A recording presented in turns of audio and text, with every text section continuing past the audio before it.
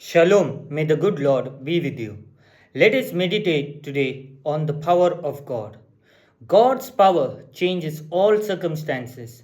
It can change your circumstances and it can change my circumstance. Many times we are aware of what God can do in our lives, but we are not aware that His presence changes everything. Today, as we are coming to the weekend, let us take some time to meditate on God's presence. God's presence and God's power will change our life completely. It will empower us to do new things. Let us make a short prayer and let us meditate on the powerful word and the prayer what we can pray today. Lord, we come to you. Thank you for all the blessings.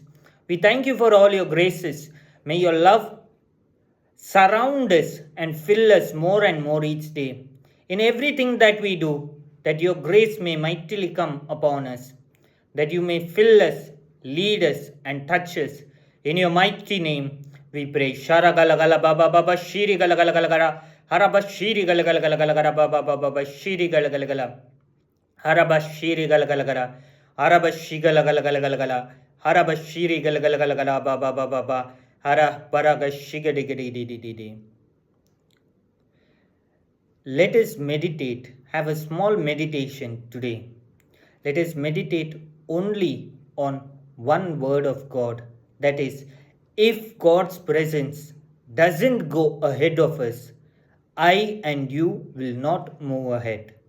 If God's presence in my life, in my career, in what I do, in everything that I do, regardless of my circumstances, doesn't go ahead of me, until then, I will wait on the Lord.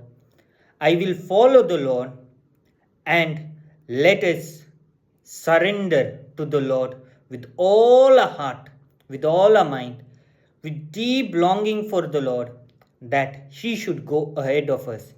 If there is no sign or there is no wonder which can make us be assured that God is going to go ahead of us, let us spend time this week before the Blessed Sacrament.